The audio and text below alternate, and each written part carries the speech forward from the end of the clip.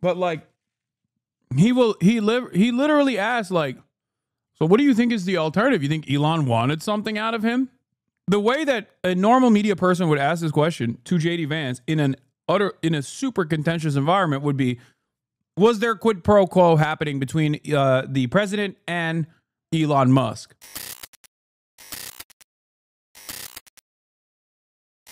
Anyway, all right. JD Vance was interviewed by Theo Vaughn, and there were a couple of really good clips that came out of it. Let's watch. I gotta ask you. Okay, we have you here. Right. Elon just hit the airwaves today. Bring it up, dude. Oh man, the fucking shit missile is in the cannon. Okay. Wow. Elon Musk, time to drop the really big bomb, right? And I thought this was going to be on Iran. So it's funny, I haven't even seen. Right? I haven't even seen this one. But he goes, at real Donald Trump is in the Epstein files. This is the real reason they have not been made public. Have a nice day. Nice signature from a South African DJT. Man. Well, so just so your audience is aware, when is this going to air? Like tomorrow or 2 days from now? 45 minutes. It's airing now, dude. No, I'm joking. I'm joking. Well, I'm just saying, like, no. Presumably, when this comes out, people are going to know more about this than even I do, will. because I just learned about this. This kind of happened on the plane when I was coming on down here. Okay, I agree. Look, this is new. Here's my basic reaction to like all this stuff is look. First of all, absolutely not. Donald Trump didn't do anything wrong with Jeffrey Epstein. Like, the guy is whatever the Democrats and the media says about him. That's totally BS. Here's my basic read on it. First of all, I'm the vice president to President Trump. My loyalties are always going to be with the president. And I think that Elon, he's an incredible entrepreneur. He's actually done, I think Doge was really good. This sort of effort to root out waste, fraud, and abuse in our country was really good. And look, man, I'm always going to be loyal to the president. And I hope that eventually Elon kind of comes back into the fold. Maybe that's not possible now because he's gone so nuclear. Well, his feelings, but I hope it is, man. His feelings are hurt. Why though? Do you know why? Yeah, I mean, so look, I think number one, so Elon's new to politics, right? So his businesses are being attacked nonstop. They're literally like firebombing some of his cars. And by the way, we're looking into a lot of this stuff. I mean, some of that stuff we're looking into is an act of terrorism at the Department of Justice, because I think it is an act of terrorism. So I think part of it is this guy got into politics and has suffered a lot for it. But I mean, and I get the frustration there, and I get the frustration that, I mean, look, Congress, you got the spending bill, but the main purpose of the bill is not actually spending or cutting spending, though it does cut a lot of spending. The main purpose of the bill is to prevent the biggest tax increase. But I understand, like, it's a good bill. It's not a perfect bill. Like the process in DC, if you're a business leader, you probably get frustrated with that process because it's more, bureaucratic. It's more slow moving. Yeah. So I think there's just some frustrations there. But I really, man, I think it's a huge mistake for him to go after the president like that. And I think that if he and the president are in some blood feud, most importantly, it's going to be bad for the country. But I think it's going to. But Elon, like, did Doge, first of all, my first thought was that it's a ruse, right? Because there's a lot of times where the media will put out a ruse, or they'll use somebody like, I think the Diddy thing is a ruse. Like, it's like, hey, like, diverse communities, stay busy with this shit while we like move all these chess pieces, right? Sometimes that's what I feel like it is. And maybe I'm like a pervert or whatever, sorry, or weird guy, sorry. But this has nothing to do with that, huh? But I'm not a pervert. Maybe it's interesting he's saying that, because he's saying that the Diddy stuff is a distraction from what this administration is doing to the vice president. Understand the point he's trying to make there. He's trying to say, like, this current administration is maybe potentially distracting. He's saying it's the media, but it means like the admin. You're a weird guy. You're not a pervert. I think you're a good dude. I appreciate that, dude. So do you think it was, so obviously it was the bill. This is where it's happened. Something about the bill made him upset. Yeah. So yeah, that's right. That's right. I mean, again, I think he looked at the bill. He didn't like it. And I think it's a good bill. But again, there are things you can criticize about it. Like the president would be very open and say, this is not a perfect bill. Yeah. But Donald Trump doesn't get to write the bills, right? Congress has to write the bills. Okay. And you got to work with them to try to get something that is as good as possible. Okay. So here's what I'll say about the bill. Number one, prevents the biggest tax increase in American history. It prevents it? Prevents it. Because taxes are going to go up on everybody in a really big way at the end of 2025 because the old tax law expires at the end of 2025. So you're going to hit a big tax increase. We're trying to prevent that from happening. We're also trying to do stuff. Okay, so you got a lot of people working long overtime hours in this economy. You know, we inherited bad inflation from Joe Biden. So no tax on overtime.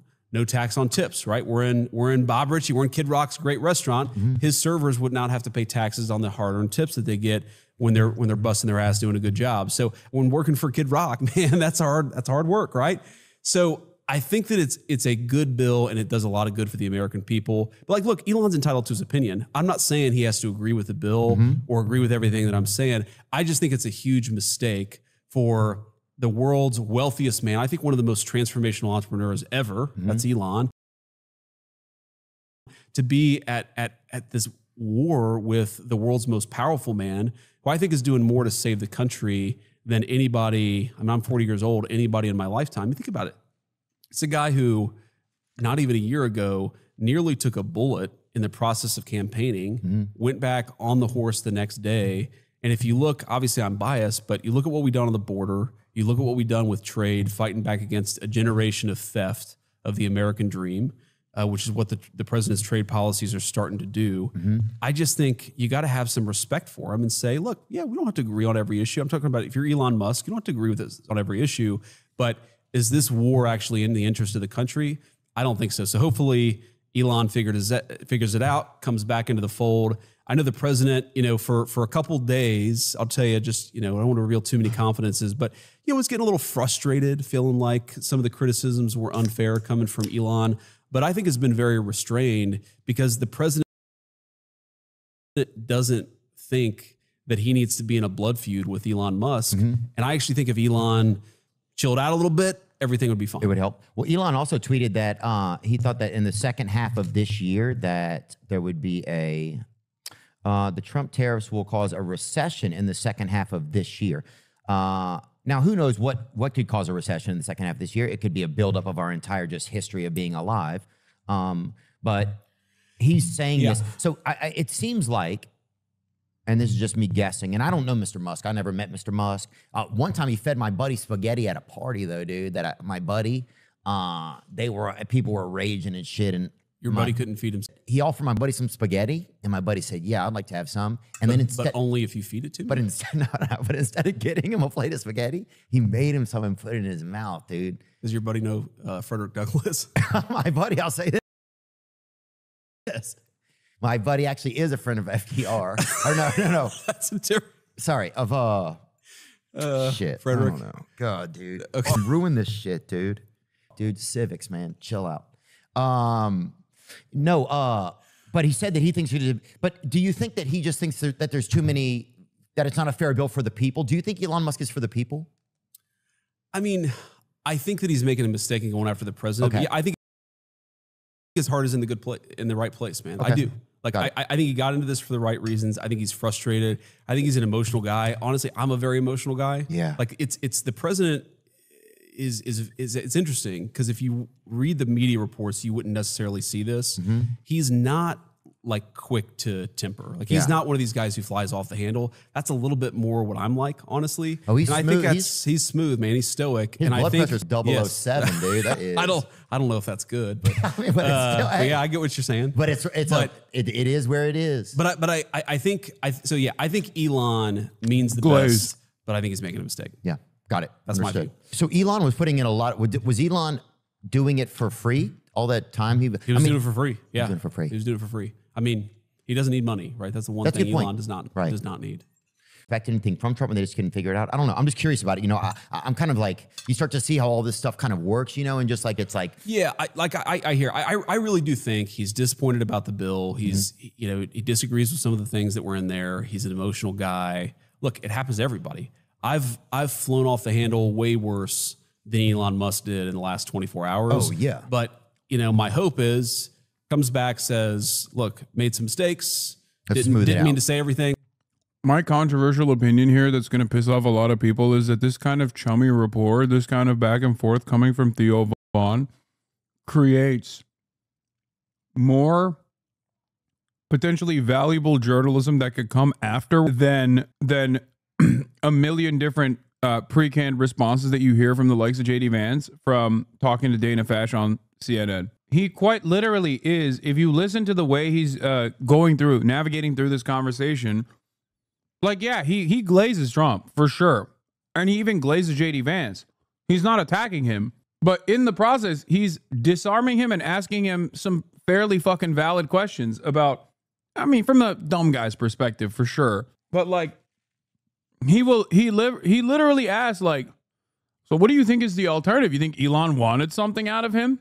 The way that a normal media person would ask this question to JD Vance in a super contentious environment would be, was there quid pro quo happening between the president and Elon Musk? That is what he's asking him.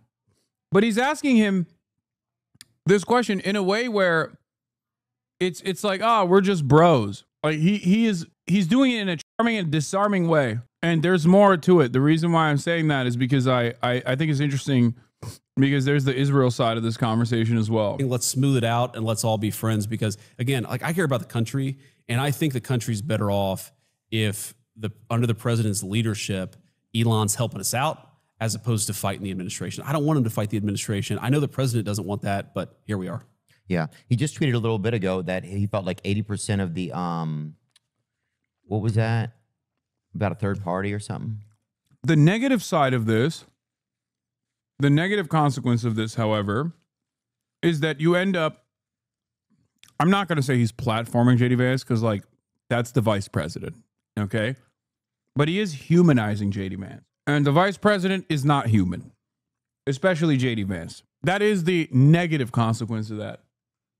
I would never be like, he's platforming the vice president. No, the vice president is platforming Theo Vaughn. It doesn't work that way.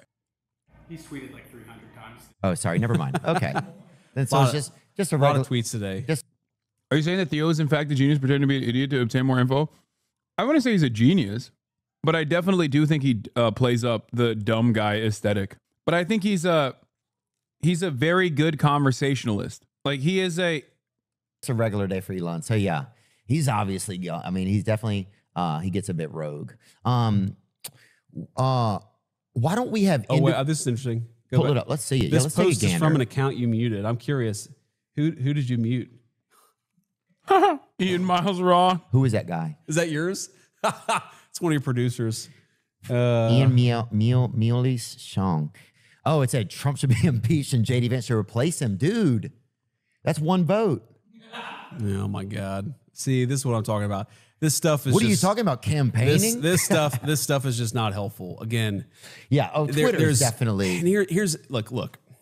My first loyalty is to my family, obviously, to the Constitution, but politics is a place where people stab each other in the back. Yeah. And you can't get anything done unless you're all on the same team and you're actually committed to getting stuff done together. I just think like the idea that the president should be impeached is, I'm sorry, it's insane.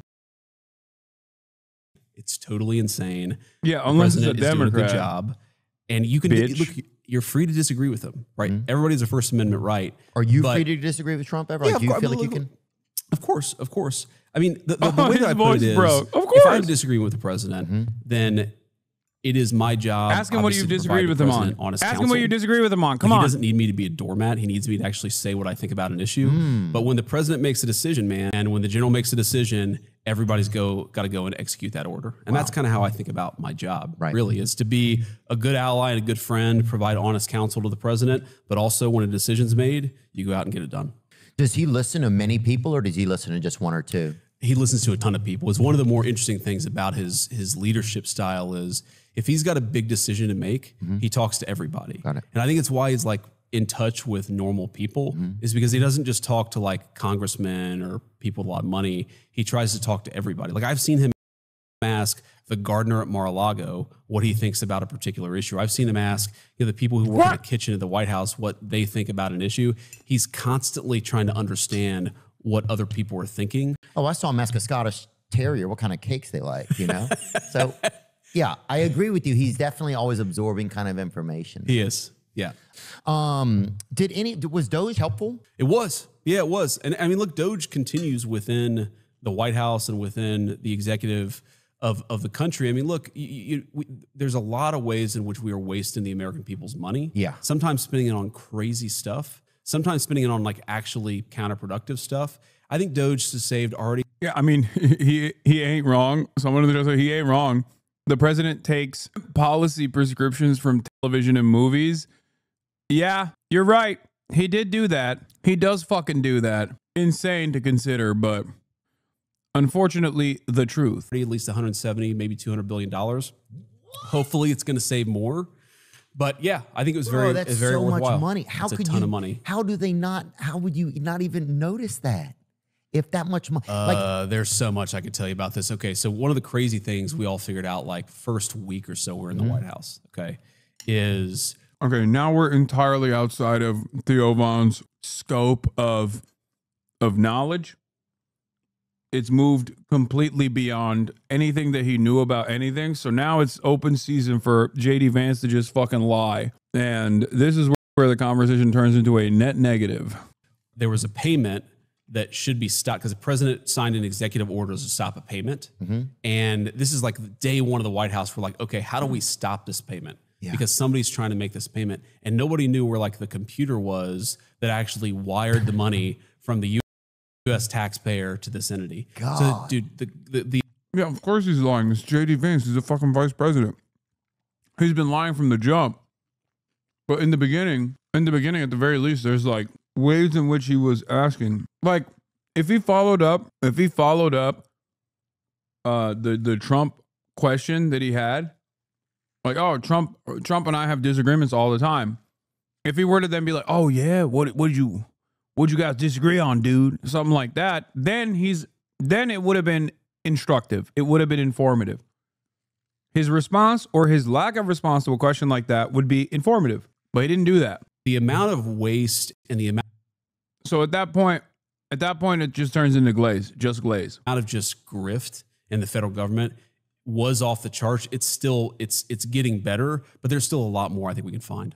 Who was getting it? I don't know. I don't know one person that was getting something extra. I don't think. Well, or unless everybody was slurping. Yeah, I mean, a lot of people were slurping. Man, you look at what. So, for example, there are all these humanitarian programs that we have where we send money for people, for medicine, for food. Oh yeah. Okay, but like I think like what I thought before I got in the government, what most Americans think is okay. So we send $100,000 to this group to buy food for like poor kids in Africa. Okay. And what actually happens is it's not $100,000 that go to the food for the poor kids in Africa. Right.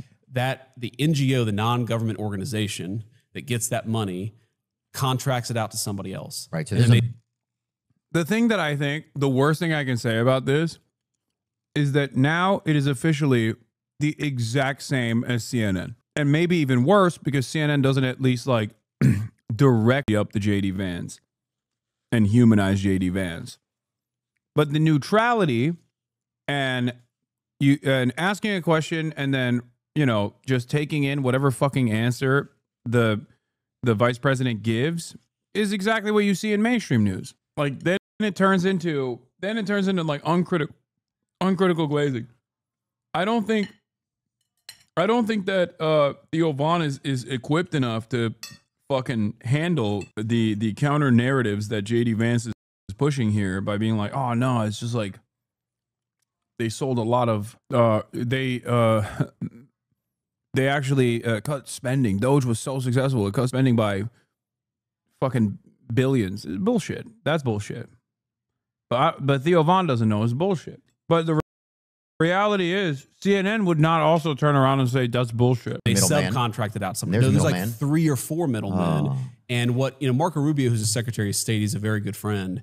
What he told me is that his best estimate after he had his team look at it is that 88 cents of every dollar was actually being collected by middlemen. No way. So every dollar we were spending humanitarian assistance, 12 cents was actually making it to people who needed it. That's crazy. So there's a lot of waste, man. A lot of crazy stuff. What I find really interesting about this, we're going to talk about it here. I tweeted about it as well. What I find really interesting about this is that like Theo Vance has let his position be known that he believes that there's a genocide going on and we have to put an end to it, right? And obviously, as someone who believes this, he also chooses to ask this question directly to JD Vance. Now, what's interesting about it is, and I tweeted this earlier, I said, a lot of people ask me what the Democrats get wrong about their independent media strategy. There are a million issues beyond messaging, but on the media front, a Democrat would never entertain having this conversation with someone like myself. The notion that the vice president at the time, Kamala Harris, would come on my show while the Democrats were conducting a fucking genocidal campaign in Gaza as a belligerent, and then to have a conversation, have a back and forth like this on those grounds is unthinkable. No, that would never happen. You see what I'm saying? That would never happen. So I always wonder, it's like, what is it that these guys, the Republicans, like, they just don't care? I guess they do not give a shit. You know what I mean? They do not care. They will go on a show where someone will tell them to their face, like, hey, there's a genocide going on. To be fair, Theo is not you. He's obviously not an aggressive advocate for Palestine. No, he is. Brother, for as big of a fucking platform that he has, are you kidding me? Listen, if Joe Rogan, if it's impactful when Joe Rogan decides he is anti-trans women in sports, okay? And we have an issue with that because of how impactful that is. You have to do that when someone with a platform that's closely resembling Joe Rogan's is fucking unconditionally pro-Palestine. I'm sorry. You don't get to have it both ways. You can't on the one hand say Joe Rogan is so impactful when he's doing reactionary politics and then turn around and be like, and Theo Vaughn is not impactful at all when he's saying that, like, there's a genocide going on in Gaza. It doesn't work that way. It's either they're both incredibly and immensely impactful in political discourse, which I think they are. Horrible take, to be honest, King. This is simply incorrect.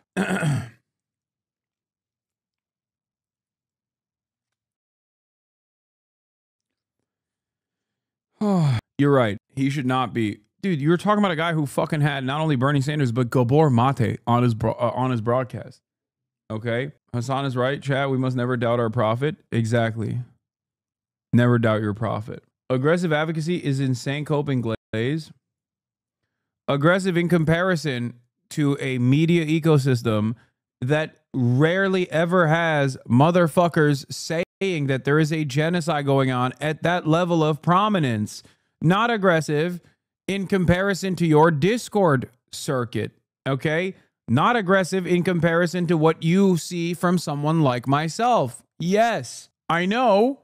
If all you see as far as like pro-Palestinian advocacy is members of your Discord server and the federal agents that are also tuning you up in the Discord server and the Discord moderators, splinter Discord circle that is looking for any opportunity to get feet pics, you know, those guys are real radicals. I'll show you what a real radical looks like. You know, we make memes. We make radical memes in our Discord splinter server. You know, I know. That's great, man. But we're talking about a dude who's like a fairly fucking prominent media personality. And on like the Gaza thing, just sort of, you know, chat about that for a little bit. Never back down and only message what you believe clearly. That way you can show other leftists how much more left you are than them. Yeah. No, I always do that. I'm leftier than everybody else. I mean, I'm like a human being. So I look at this stuff, I see these videos, I see the pictures, and it's very heartbreaking. Wait, oh, okay. So here's where the Israel stuff starts. Let's hear what he had to say. For like regular person on the street, I'm like, well, if this is the company, you know, because you see videos of like horrific stuff online. Sure, very sad stuff. And you're like, well, if this is the company we're hiring, how do I know that I might not be walking down the street and just a sniper bullet could hit me from them, you know? So that is... To be really honest with you. Yeah, no, I hear what you're saying. And I think the answer to that question is the only real protection that we have against that is that we've got to, you know, elect the right people, and we've got to make sure that our government doesn't do crazy stuff. Because, I mean, look, any of this information can be misused. Like our government has your social security number, okay? Yeah. Using that information, the government could spy on you. The government could give your information over to an illegal alien to start a fake account in your name. And that, by the way, happens. I had a friend of mine who had an illegal alien steal his social security number. And when he went to the IRS to complain about it, they wouldn't give him information. on The person who was stealing his stuff. And by the way, that's what we're trying to do, is make it so the IRS can talk to the Department of Homeland Security. But the only real protection against this stuff, I think, is to have a government that actually protects the rights of its citizens. And, you know, we should all be worried about our privacy being invaded by the government. I think we should be just as worried about private corporations as we should be the government. I think, you know, everybody can invade our privacy. But I don't, let me put it this way. I don't think that the solution to that problem is to like pretend that the government doesn't already have this information. It just does. Right. You got to make sure it doesn't misuse it. Got it. And that's my view, at least, is we got to live in reality, and the government's already got this information. We just need to make sure they don't misuse it. And on like the Gaza thing, just sort of, you know, chat about that for a little bit. I mean, I'm like a human being. So I look at Cap, you are not like a human being. You are not even like a human being. Also, notice how he didn't say I'm a human being. He said I'm something of organic matter that you could maybe perhaps consider to be a human being. Maybe more worm than human being. Who knows? Human adjacent. this stuff. I see these videos, I see the pictures, and it's very heartbreaking. And, you know, just since you brought it up, like what we're trying to do here is try to solve two problems here. Okay. So on the one hand, you've got innocent people, innocent Palestinians, and innocent Israeli hostages, by the way, who are like caught up in this terrible violence that's happening as we speak. Okay. And we're trying to get as much aid and as much support into people as humanly possible. That's like one thing that's going on. The other side is Israel's attacked by this terrible terrorist organization. I think people sometimes forget that, right? They forget like the thing that kicked this off is that we had this terrible terrorist attack, and you had a lot of innocent Israeli civilians die in that terrorist attack. And so I think what we're trying to do in the Trump administration with that situation, yeah, every fucking part of this is a goddamn lie. It's pissing me off. is to get to a peaceful resolution. And I think the peaceful resolution looks something like this. You've got to give Israel confidence that Hamas is never going to attack them and kill a bunch of civilians. And then you've got to get as much aid and support into these innocent. Oh God, it's such fucking bullshit. Jesus Christ. Well, the White House lifted the freeze on 2,000-pound bomb shipments to Israel. Bombs have been used to strike displaced Palestinian sheltering makeshift tents, and approved over $12.5 billion in military assistance since taking office in January 2025. Podcaster Theo Vance tells Vice President J.D. Vance that it appears the United States prioritizes Israel's interests over America's and raises U.S. complicity in the Gaza genocide. Where is the part? Where is this part? I want to see this part. Is it coming up, or did I skip this part? Oh, it's coming up. Okay. Palestinians as possible, because in some ways they're caught in the middle of this thing too. One thing that I don't love about the whole. Just so you know, nobody. Wait, what? Whoa. What did this guy say? Just so you know, no one calls for the death of gay people and the subjugation of women than your heroes. You are a pretend progressive, says Doom Cow Cock. Not cock for like Kahan, right? There's no way. That just happens to be like, this is not a Kahanist. I'm more left than you, Hasan. No, this person's not a leftist. He's fucking concern trolling. He's virtue signaling, chatter. He does not give a single fuck about this. Are you stupid? First of all, it's a classic take from dickheads who are like, oh, this is really bad for your cause.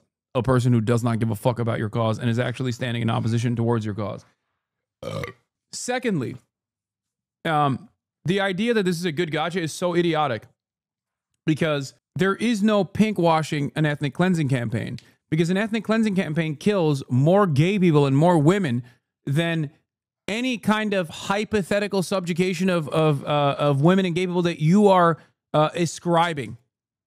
Okay? Yeah, Doom Cow Cock feels like he's this could literally be like a Nazi who knows a lot about Kahana's movements and is like talking about the red heifer, or who knows. It could be a Nazi making fun of Kahana's. See, also, the irony is, in terms of fucking subjugation of women and subjugation of gay people, one, Israeli society not so fond of women or gay people either. Two, the Israeli government is actively killing women and gay people in Gaza right now and in the West Bank too. And 3, officially announced their partnership. Kaya Place officially announced their partnership with you never seem to raise concern about because they are pro-Israel, are actively doing worse things in terms of subjugation, and they're not even under fire. So the idea that like one party is worse for gay people and women over the other, and therefore it's actually appropriate to genocide the entire fucking population is already a stupid one. But having said that, it's not like the other party is good for women or gay people either. You don't care about this. You don't care about this issue at all. You just thought this was a quick gotcha.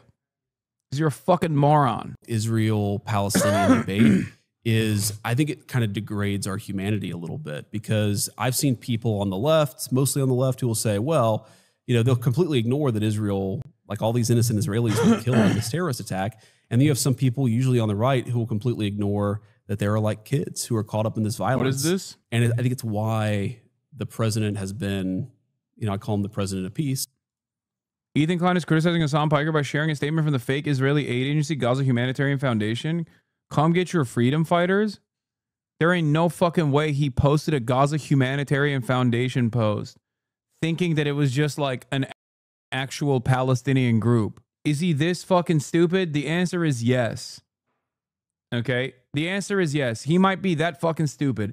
I think he saw the name Gaza, okay, and he thought this was a Palestinian group criticizing Hamas, and he ate the bait. By the way, this is, if you were wondering why the Gaza Humanitarian Foundation, which is an American fake aid agency that is in direct violation of human rights, and direct violation of humanitarian law, an Israeli and American aid agency, as a matter of fact, a fake agency that actually weaponizes aid and has, for the past week, shot at and killed numerous fucking Palestinians that are desperately trying to get food in this aid trap that they've designed. If you're wondering why it's called Gaza Humanitarian Foundation, it is for the dumbest person you know, Ethan Klein in this circumstance, the absolute stupidest person you've ever encountered in your entire life. Worst stream in a while. What? Why? We can unban this person. Yeah, this new Holocaust defender, Ethan Klein here, defender of the live stream child Holocaust that is unfolding. It's the dumbest guy you know that will go, oh, it says Gaza on it. It's probably a Palestinian charity. That's it. That's the reason why he posted it. And that's precisely the reason why these guys basically named themselves Gaza Humanitarian Foundation. Now, of course, ironically enough, not only, no, he most likely knows. No, I think he is actually dumber than you think. I think he saw Gaza Humanitarian and thought, oh, this is like a Palestinian charity calling out Hamas. I genuinely think so. Is he malicious? Yes. Absolutely. Now, ironically enough, not only is the Gaza Humanitarian Foundation using aid as a method of further starving the Palestinians and to trap them and to kill them, as it is owned and operated by belligerent occupiers, it has been routinely criticized by every international human rights organization that already exists in the Gaza Strip, that wants to operate within the Gaza Strip, that are being denied operations from the Israeli government.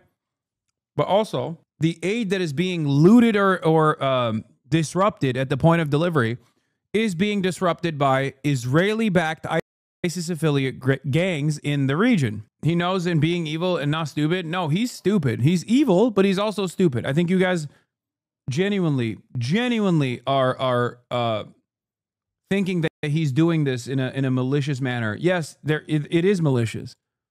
Right now, it is certainly malicious. But the reason why he used the Gaza Humanitarian Foundation and the release that they put out there, the statement that they put out there, is because he's a dumb fuck, an actual moron, an actual Dave Rubin style moron. Think Dave Rubin. We have evil stupid. Exactly. Like as dumb as Dave Rubin himself.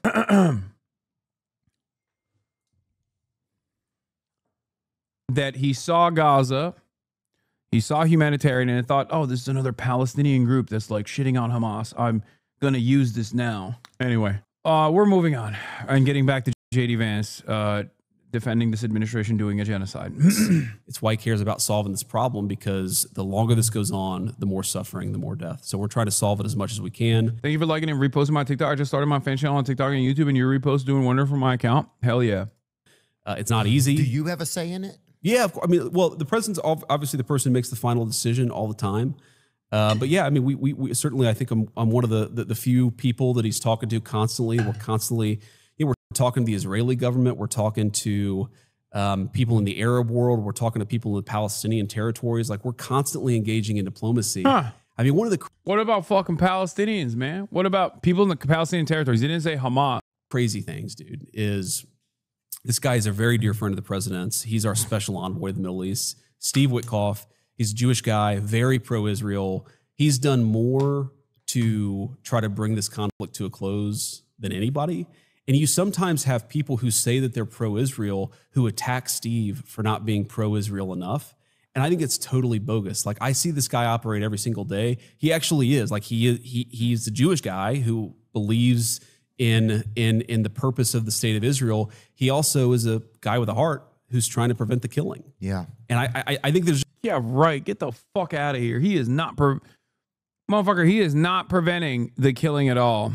JD Vance worried about the optics of not being pro-Israel enough. Yeah, but even this conversation that he's having, think about how different this conversation is than where a conversation like this would take place a year ago, year and a half ago. Like, he has to literally massage the idea that, oh, they want to stop an end. They want to put an end to this fucking killing. We see how bad it is. Like, I never in my life thought the fucking Republicans would be lying in the same way that the Biden admin is lying. Like, think about it. The Republicans are trying to act like they're also pro-Palestine too. That's crazy. Under normal circumstances, a year ago, 2 years ago, Republicans would be sitting there being like, what do you mean? They're fucking dogs. Like, they're rapist, barbaric, monstrous terrorists. They all need to be cleansed from the land. Hello? Israel is the most moral democracy on the planet. Excuse me, M is real high. Like, that's crazy. Yeah, now he's gotten to, we've worked tirelessly. We're working tirelessly around the clock for a ceasefire. That's where he's at. It's just like, when I talk about this whole debate has caused us to lose our humanity, I think of the people who are constantly going after Steve, because this is a guy, he's a father. He lost one of his... Yeah, fuck Steve Witkoff. He is a fucking liar. Also, it's not Steve Witkoff. It's Donald Trump. It's JD Vance. The reality of the matter is Steve Witkoff is simply an envoy, okay? He doesn't make decisions on his own. He's just simply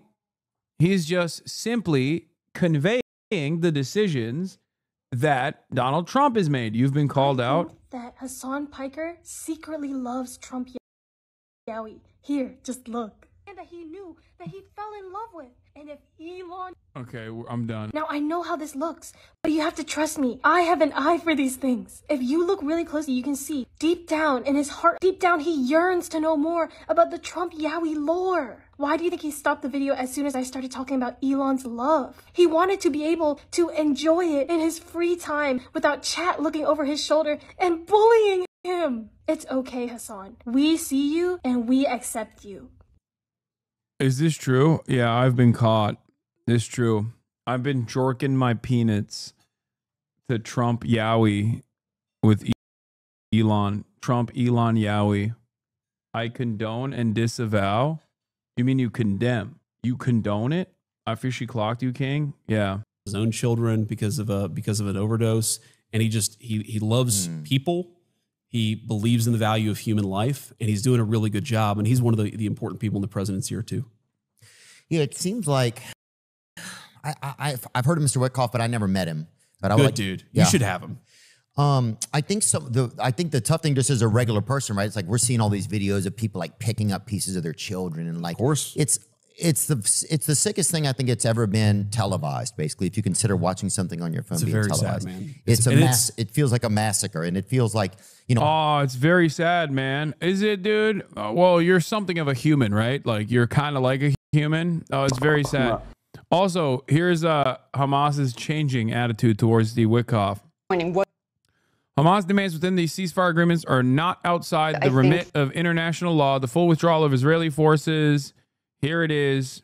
The finger pointing was mostly on Hamas, largely because of the spokespeople that we heard speaking to it. Steve Witkoff, the main negotiator from the U.S., who essentially framed it that way, saying Israel agreed to this, Hamas said no and changed the terms.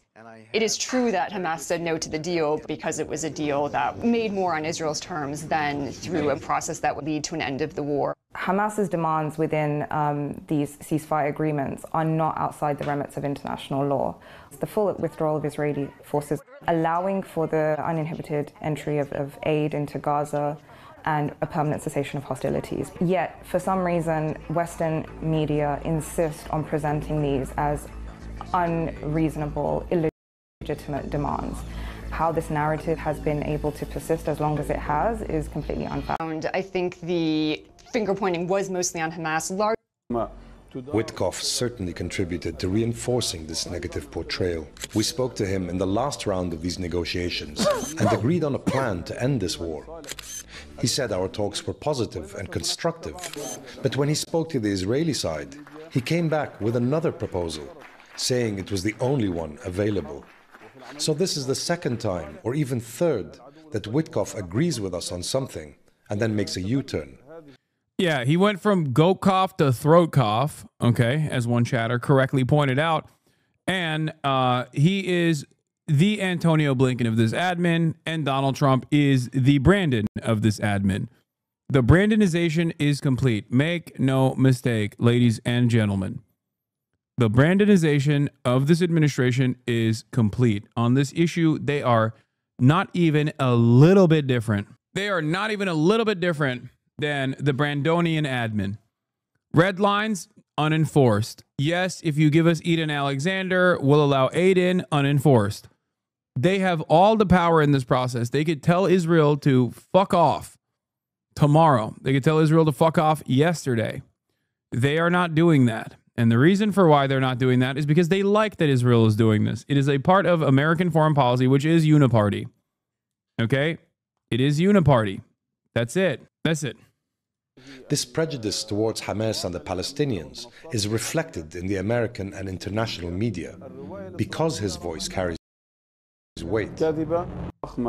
Witkoff certainly contributed to reinforcing this negative portrayal. We spoke to him in the last round of these negotiations and agreed on a plan to end this war. Sorry, hold on. You know, I've called it a genocide. Other people have different thoughts about it, and that's fine, right? And I don't need anybody to share the same thoughts, or you two.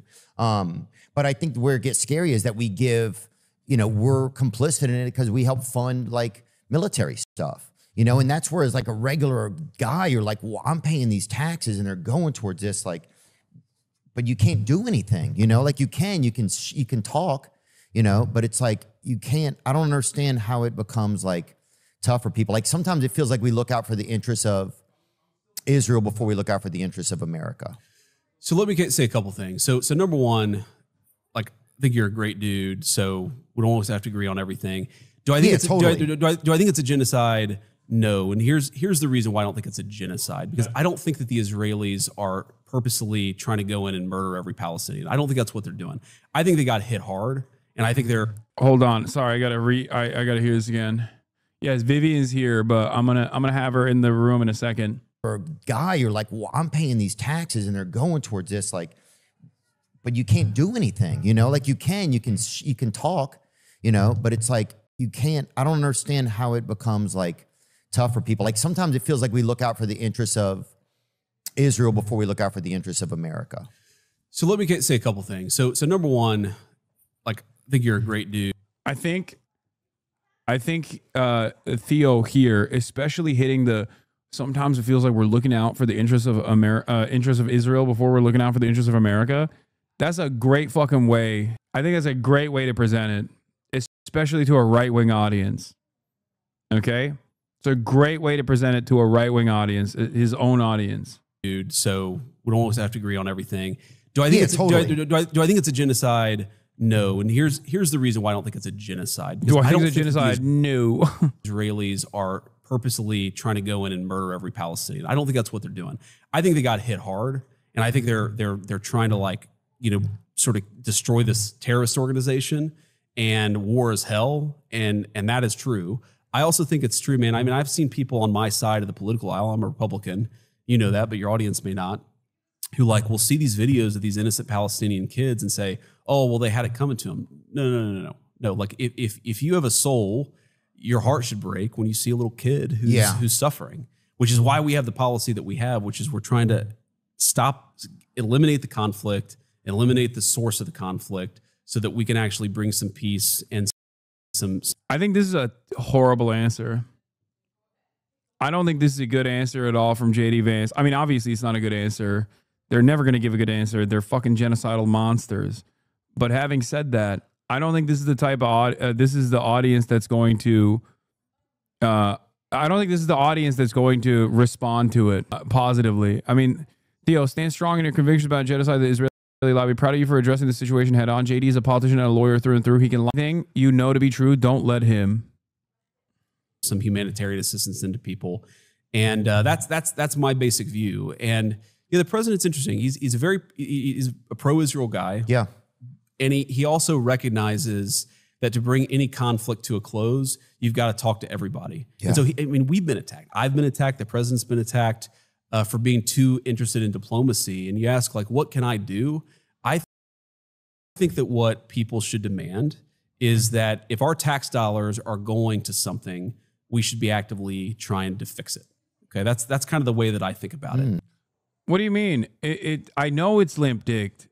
I know JD Vance's response is fucking limp-dicked. He's gaslighting. His job here is to gaslight. Like, that's, of course, it's fucking bullshit. Let's see how he responds. And what happened with the Biden administration, man, it's crazy. They were spending so much money all over the world, they weren't engaged in diplomacy at all. So he's moving on. And then he just like, he neutralizes and then he moves on to... He neutralizes and then moves on to fucking talk about Ukraine. I mean, we sent $300 billion to Ukraine, for example, and you never had the president of the United States actually trying to force a diplomatic settlement. I mean, you talk about bodies all over the ground. Dude. Vance tries to mollify Theo Vaughn on Gaza by telling him that the U.S. is diligently working to eliminate the conflict and bring some peace, which in practice means continuing to fuel the annihilation warfare until Israel's maximalist goals are achieved. It's the sickest thing I think it's ever been televised, basically, if you consider watching something on your phone being televised. Sad, man. It feels like a massacre, and it feels like, you know, I've called it a genocide. Other people have different thoughts about it, and that's fine, right? And I don't need anybody to share the same thoughts, or you two. But I think where it gets scary is that we give... Which is we're trying to... we just watched the whole thing. Yeah, this is we're working tirelessly and ceaselessly around the clock for a ceasefire moment from the admin. We are responsible for what our taxpayer dollars do. Is beyond that. Like, you're talking about us as American citizens, and you're right about that. But these guys are active participants. Remember, they are the American admin. Just like the previous American admin that came before this one, they are directly responsible for this genocide. They are an active participant, an active belligerent in this ethnic cleansing campaign. Dude, the Russia-Ukraine thing is the most vicious... Yeah, he just like fucking moves on. Ugh, gross. He just moves on to Russia, Ukraine. Yeah. At least Theo Vaughn brought up the issue, but he's also not equipped to knowledgeably push back on Vance's obfuscation, which is a perk of appearing on these casual conversation podcasts. Yeah. That's the other side of this story, which is that Theo Vaughn is not going to be able to fucking respond to this and be like, well, how do you say that?